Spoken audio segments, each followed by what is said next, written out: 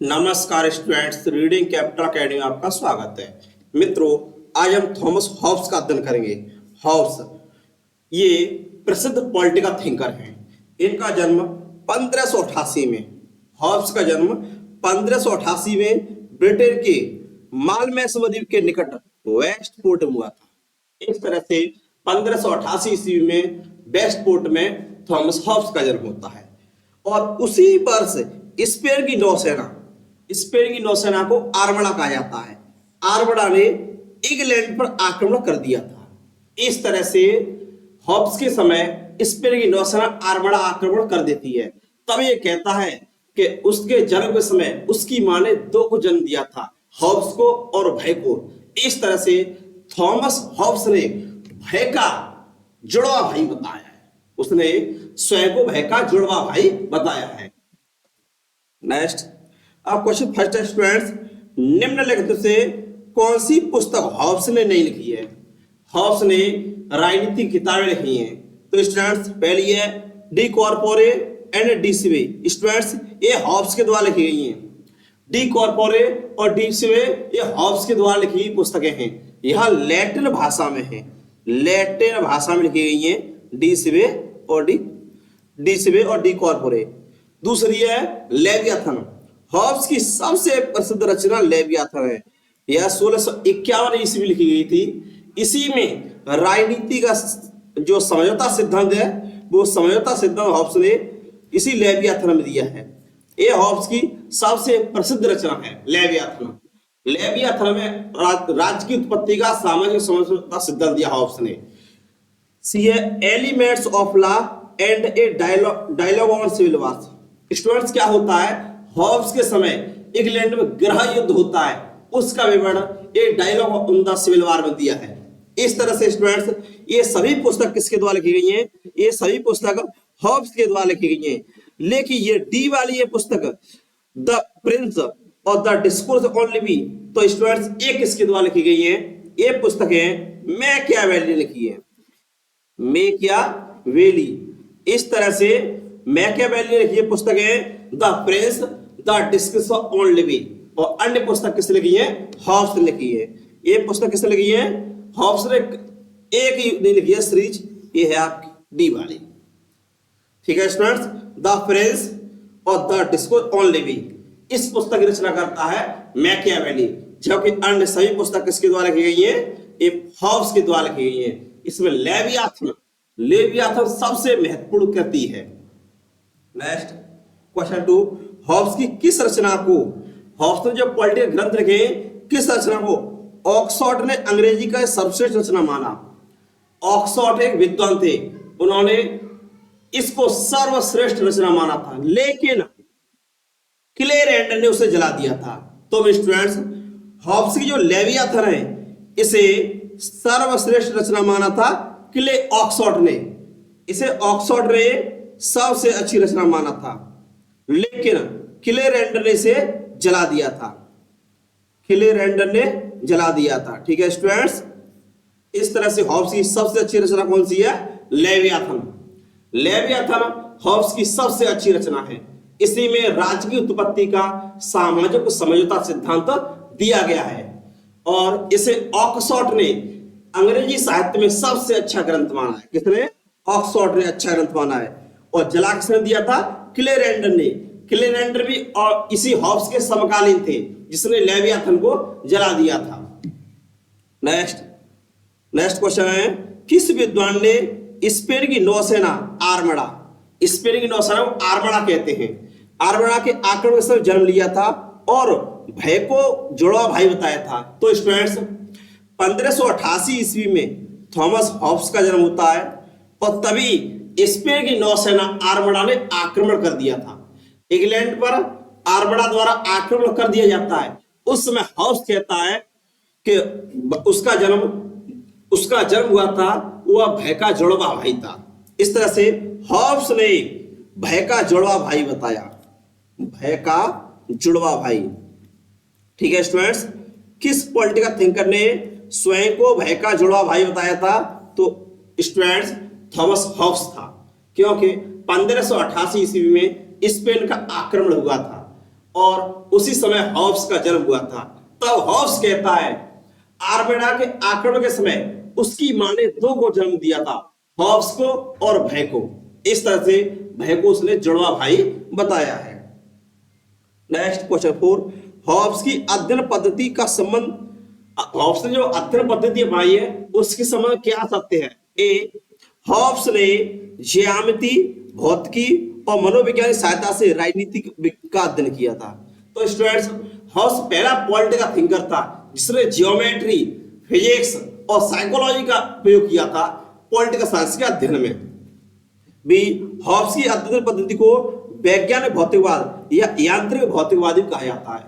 Hobbs की जो अध्ययन पद्धति है उसको वैज्ञानिक भौतिकवाद या यांत्रिक भौतिकवाद भी कहा जाता है। सी, व्यक्ति और संपूर्ण विश्व भौतिक अणुओं के समूह से निर्मित है। हॉब्स का मानना था व्यक्ति तथा संपूर्ण विश्व समाज है ये भौतिक अणुओं के समूह से निर्मित है। इस प्रकार हॉब्स अणुवादी था।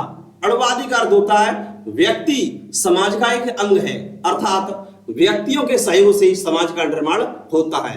इस तरह से हॉब्स के संबंध देखा जाए तो उपरोक्त सभी सही है। ये हॉब्स के संबंध में सत्य है क्योंकि उसने ज्यामिति, मनोविज्ञान, भौतिकी का प्रयोग किया था। उसके सिद्धांत भौतिकवाद, वैज्ञानिक भौतिकवाद या यांत्रिक भौतिकवाद भी कहते हैं। और उसने व्यक्ति तथा संपूर्ण विश्व को भौतिक अणुओं के समुच्चय से बना हुआ माना था। इस तरह से ये हॉब्स की पद्धति में पाए जाते हैं। और हॉब्स ने अरस्तु के विचारों का उल्लंघन किया था, अर्थात अरस्तु को फॉलो नहीं किया था। इसने ज्यामिति, भौतिकी और मनोविज्ञान का उपयोग किया था। नेक्स्ट क्वेश्चन 5, हॉब्स ने राज्य की प्रकृति कैसी मानी। हॉब्स के अकॉर्डिंग राज्य की नेचर क्या है। तो मित्रों, राज्य मानव निर्मित यांत्रिक संस्था माना। हॉब्स का मानना था राज्य क्या है, मनुष्यों के द्वारा आपस में समझौता किया गया है, इसलिए राज्य एक कृत्रिम या मानव निर्मित संस्था है। राज्य प्राकृतिक या दैवी संस्था नहीं है। हॉब्स का मानना था राज्य दैवी संस्था नहीं है। इस तरह से राज्य की उत्पत्ति का जो दैवीय सिद्धांत है उसका हॉब्स ने विरोध किया था, खंडन किया था। हॉब्स का मानना था राज्य दैवी संस्था नहीं है या राज्य प्राकृतिक संस्था नहीं है, बल्कि राज्य का निर्माण मनुष्यों ने आपस में समझौता करके किया है। क्योंकि प्राकृतिक अवस्था में क्या था, पूर्व राजनीतिक अवस्था थी, पूर्व सामाजिक अवस्था थी। स्वार्थ, लालची, मोह, झगड़ालू व्यक्ति थे। तब व्यक्तियों ने आपस में समझौता करके, उनके अंदर विवेक जागा, आपस में समझौता करके राज्य का निर्माण किया था। इस तरह से राज्य कृत्रिम मानव निर्मित संस्था है। सी है, राज्य उपयोगी और साधन संस्था है। हॉब्स का मानना था राज्य उपयोगी है और साधन मात्र संस्था है, क्योंकि राज्य के द्वारा ही शांति स्थापित की जाती है, राज्य के द्वारा ही शासन प्रणाली चलाई जा सकती है, और व्यक्ति को उसने साध्य माना था। लेकिन फिर भी हॉब्स को व्यक्तिवाद का जनक क्यों नहीं माना जाता, क्योंकि हॉब्स निरंकुश संप्रभुता का समर्थक था। इसलिए हॉब्स उदारवाद का जन्मदाता नहीं माना जाता, लेकिन उदारवाद की कुछ विशेषता हॉब्स के विचारों में पाई जाती हैं। उपरोक्त सभी, तो स्टूडेंट्स, ये सभी विशेषताएं हॉब्स की राज्य की प्रकृति के बारे में पाई जाती हैं। हॉब्स ने राज्य की प्रकृति के बारे में ये सभी विशेषताएं मानी थी।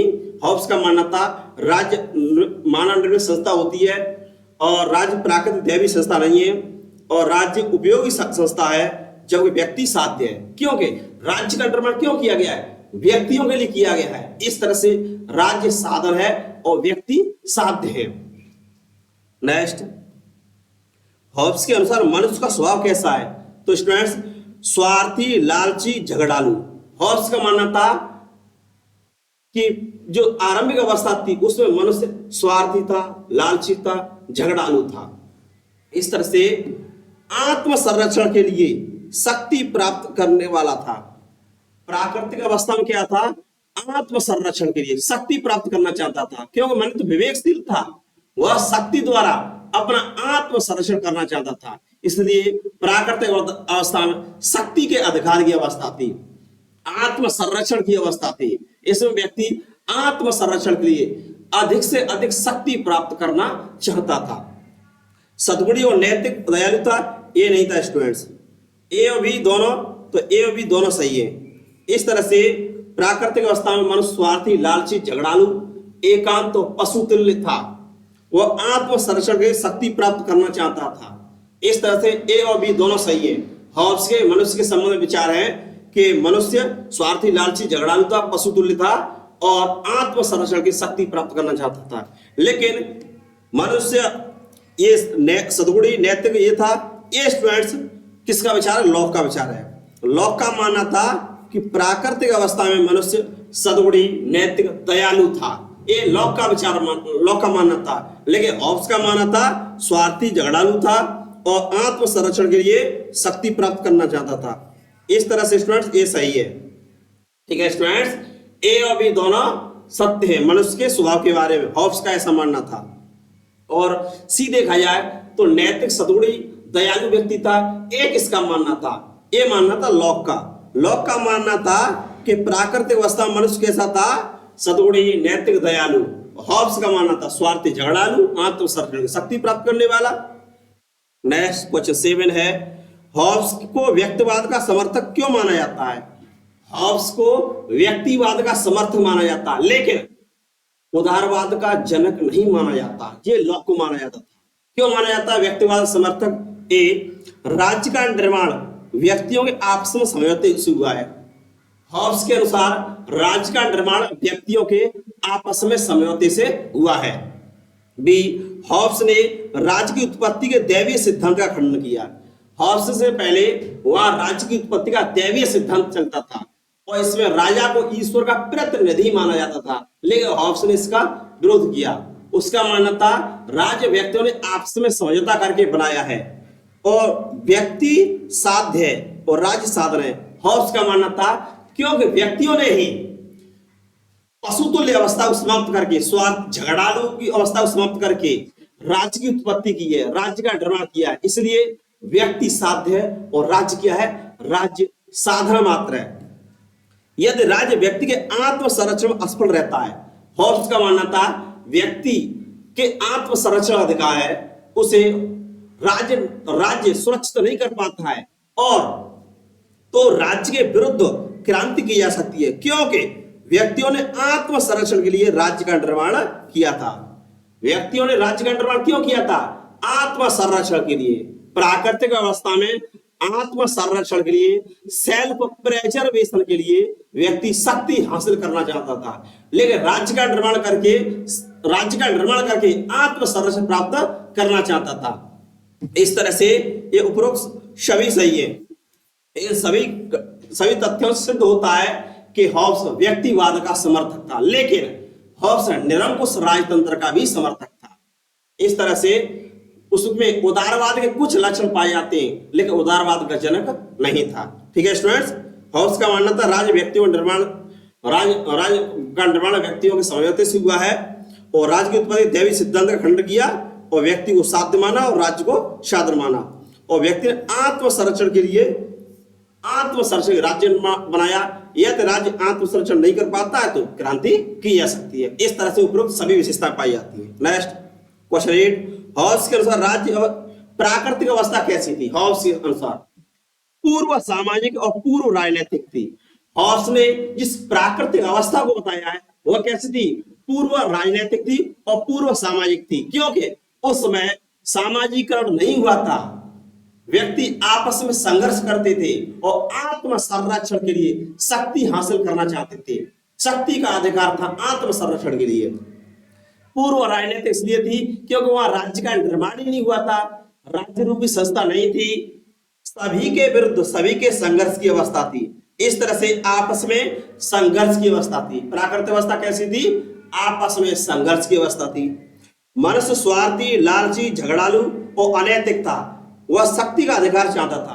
हॉब्स का मानना था प्राकृतिक अवस्था स्वार्थी, लालची, झगड़ालू अवस्था थी। व्यक्ति में नैतिकता का अभाव था, अनैतिक था व्यक्ति, उसमें नैतिकता का विकास नहीं हुआ था और शक्ति का अधिकार हासिल करना चाहता था। इस तरह से स्टूडेंट देखा जाए तो उपरोक्त सभी है। ये प्राकृतिक अवस्था में सभी विशेषता पाई जाती है हॉब्स की।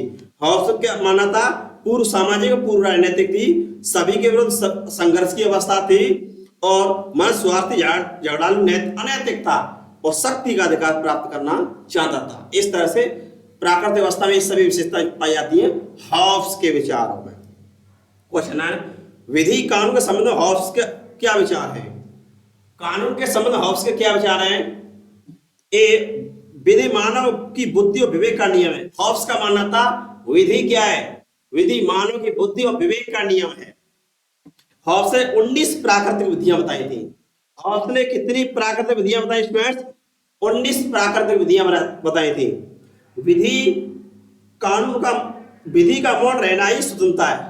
हॉब्स का मानना था कानून का मौन रहना, कानून का चुप रहना स्वतंत्रता है, क्योंकि स्वतंत्रता कहीं न कहीं कानून द्वारा स्वतंत्रता में कटौती कर दी जाती है। इस तरह से कानून का या विधि का चुप रहना स्वतंत्रता है। अपने प्राकृतिक अवस्था में 19 प्राकृतिक विधियां बताई थी, और विधि क्या है? मानव की बुद्धि और विवेक का नियम है। इस तरह से स्टूडेंट देखा जाए तो उपरोक्त सभी है। हॉब्स के विचार है कानून के संबंध में, क्यों? हॉब्स का मानना था विधि क्या है? मानव की बुद्धि विवेक का नियम है। हॉब्स में प्राकृतिक विधियां 19 बताई है, और विधि क्या है? विधि मौन रहना स्वतंत्रता है।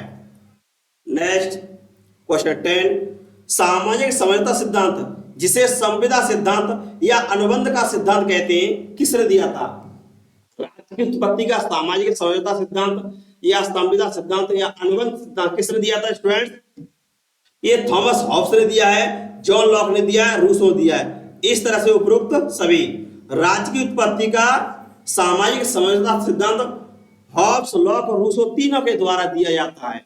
इस तरह से इन्होंने माना राज्य मानव निर्मित संस्था है, और प्राकृतिक अवस्था को समाप्त करके राज्य का निर्माण किया गया है। नेक्स्ट क्वेश्चन 11, हॉब्स की सामाजिक समझौते की विशेषता क्या है? हॉब्स ने जो सामाजिक समझौता सिद्धांत दिया है उसकी क्या विशेषता है? ए, आत्म संरक्षण के लिए व्यक्तियों ने आपस में मिलकर राज्य का निर्माण किया। बिल्कुल सही है, व्यक्तियों ने क्या किया? आपस में मिलकर के राज्य का निर्माण किया था।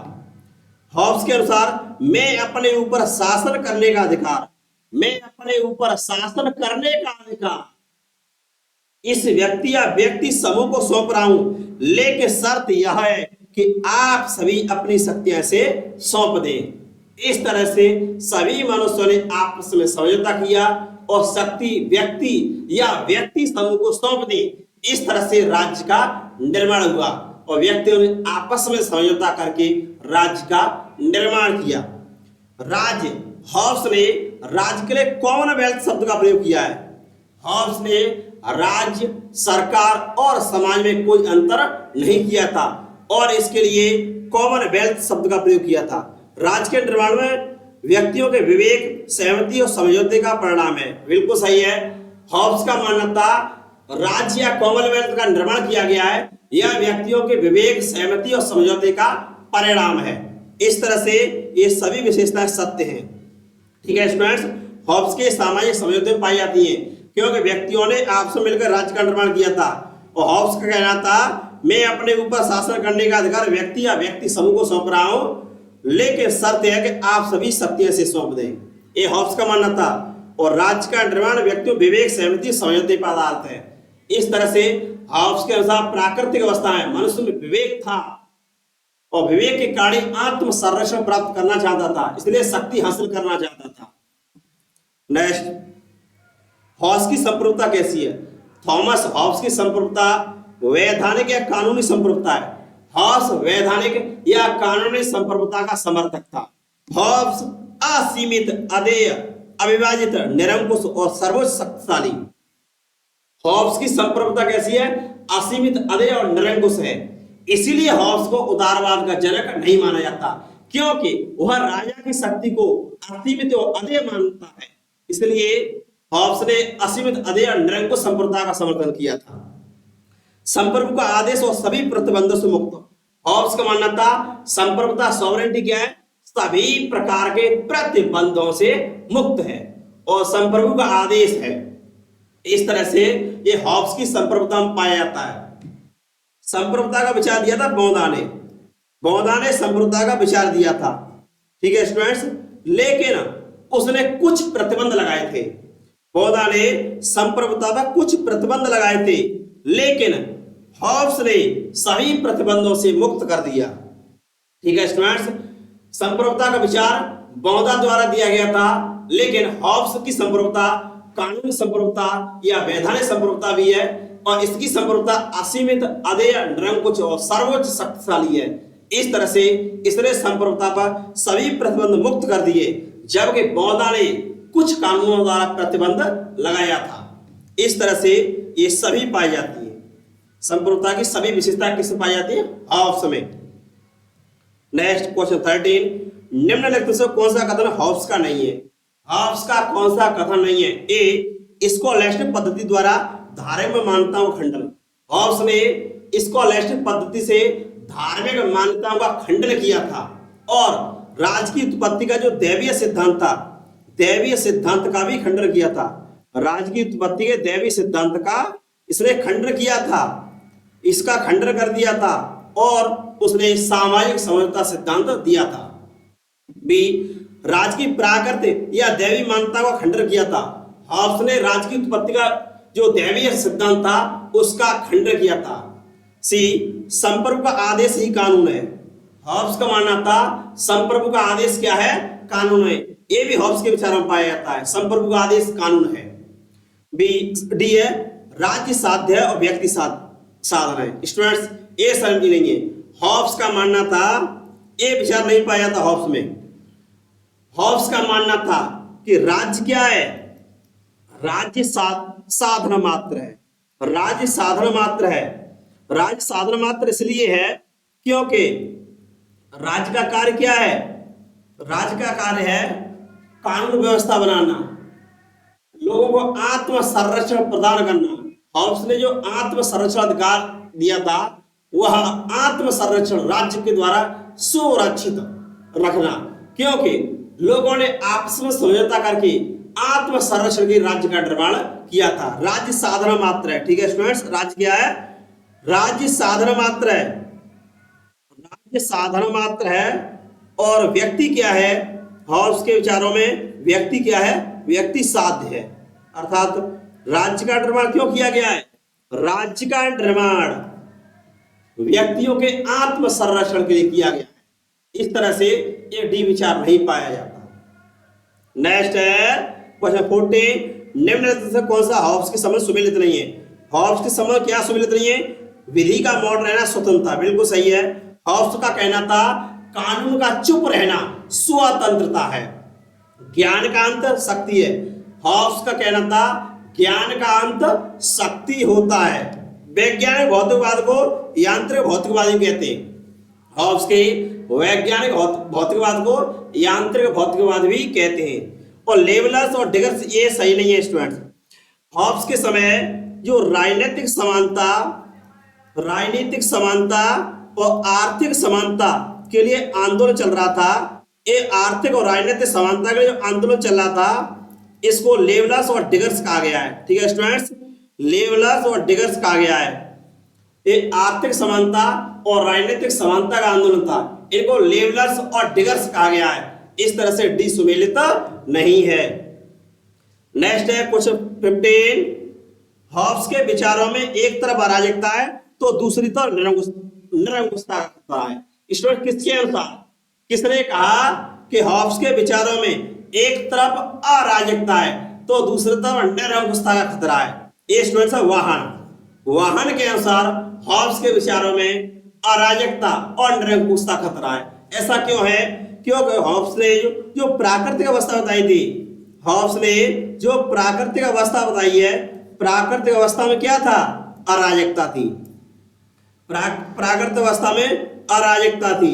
ठीक है स्टूडेंट्स, और ये मत्स्य न्याय जैसी अवस्था थी प्राकृतिक अवस्था। और निरंकुशता से क्या होता है? निरंकुशता से खतरा उत्पन्न होता है। निरंकुशता से खतरा हो जाता है क्योंकि राजा अधिक शक्तिशाली हो जाता है। इस तरह से हॉब्स के विचारों में प्राकृतिक अवस्था में अराजकता है और निरंकुशता से खतरा है। ठीक है स्टूडेंट्स, एक किसका कहना था? वाहन का कहना था। तो ये स्टूडेंट्स विचार है वाहन का। ऑक्सफोर्ड ने क्या किया? ऑक्सफोर्ड ने जो लेवियाथन है, लेवियाथन को सबसे अच्छा ग्रंथ माना था। लेवियाथन को अच्छा ग्रंथ माना था। ठीक है स्टूडेंट्स, लेवियाथन को सबसे अच्छा ग्रंथ किसने माना था? ऑक्सफोर्ड ने माना था। और कैलेंडर ने क्लेरेंडन ने जला दिया था, जला दिया। लेवियाथन को किसने जलाया था? क्लेरेंडन ने लेवियाथन को जलाया था। और वहां ने कहा कि हॉब्स के विचारों में अराजकता और निरंकुशता का खतरा है। इस तरह से स्टूडेंट्स आज हमने हॉब्स को पढ़ा। हॉब्स पॉलिटिकल महान थिंकर है, इसके संबंधित कॉन्सेप्ट भी इसमें शामिल है और हमने एमसीक्यू बेस में क्वेश्चन पढ़े। स्टूडेंट्स रीडिंग कैपिटल चैनल को लाइक कीजिए, शेयर कीजिए, कमेंट कीजिए। धन्यवाद स्टूडेंट।